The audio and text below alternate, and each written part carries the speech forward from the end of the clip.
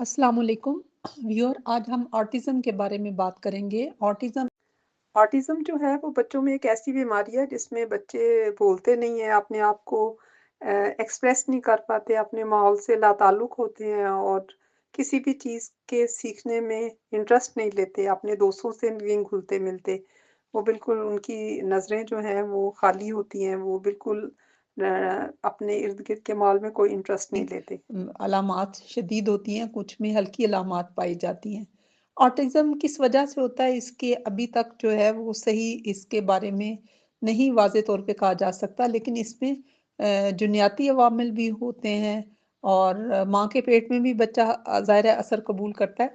लेकिन इसमें एक फैक्टर जो हमारे कंट्रोल में है, वो ये है कि हम बच्चे को पैदा होते ही उसके हाथ में स्क्रीन दे देते हैं, मोबाइल दे देते हैं। बच्चा जब रोता है, तो बजाय उसको अटेंड करने के उसके हाथ में माएँ स्क्रीन पकड़ा देती हैं, कंप्यूटर ऑन कर देती हैं या उसे टीवी के आगे बिठा देती हैं। तो उससे ये होता है कि बच्चे के अंदर इनपुट तो जा रही है, उसका दिमाग जो है वो बहुत ज़्यादा वो रंग-बिरंग की दुनिया में जो है वो खो जाता है और उसका लर्निंग डेवलपमेंट नहीं होती। वो अक्सर माएँ जो हैं बच्चा खाने में अगर नहीं सही तरह से खाता तो बजाय उसके उसके पास बैठ के उसे खिलाने के उससे हाथ में स्क्रीन देती हैं और उसके खाने में मुँह में खाना ठोंसती जाती हैं। तो ये एक बहुत गलत वो आदत है। आप अक्सर देखें कि मेड्स के हवाले कर देती हैं माएँ ज ख़ास तौर पे इसमें कोई डिस्टिंक्शन नहीं है, घर पे रहने वाली माएँ भी यही काम करती हैं और जो जॉब पे जाने वाली माएँ हैं, उनका भी यही वतीरा है।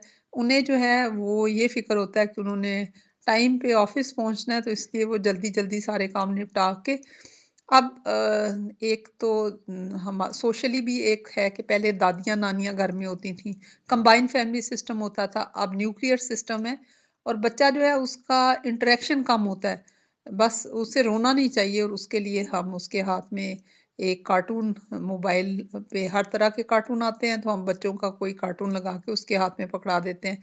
उससे बच्चा ना तो रोता है, ना वो अपने आप को एक्सप्रेस कर सकता है। और वो फिर इतनी जल्दी जो है ना कार्टून की रंग-बिरंगी दुनिया में महव हो जाता है कि उसका दिमाग डेवलप नहीं होता।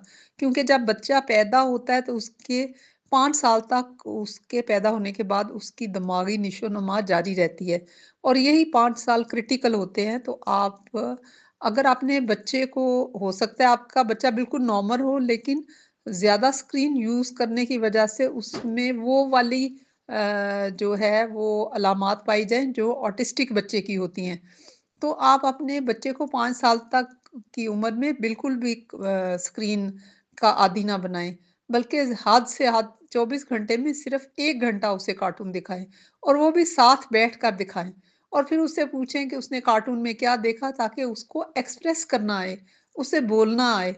तो बहुत दफ़ा बच्चे जो हैं वो उनका जब स्क्रीन टाइम बंद किया गया तो वो बोलने लग गए।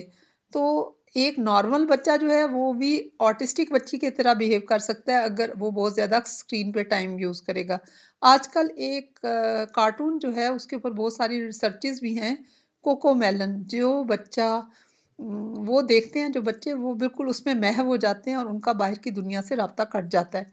तो इसलिए as a parents, as a future mothers जो बच्चियाँ हैं उनकी ज़िम्मेदारी बनती है कि वो अपने बच्चों को सही नशो-नुमा उनकी करें, उनके साथ टाइम गुज़ारें, उनके साथ खेलें, उनके साथ बातचीत करें, उनको जो है दूसरे बच्चों के साथ खेलने पे आमादा करें, बच्चों के साथ ले जाएँ, रात को कहानियाँ सुनाएँ और खुद भी और अपने घरवालों को भी एक रूटीन बना लें कि 10 बजे के बाद कोई भी टीवी या सोशल मीडिया या कार्टून कोई भी स्क्रीन टाइम इस्तेमाल नहीं करेगा।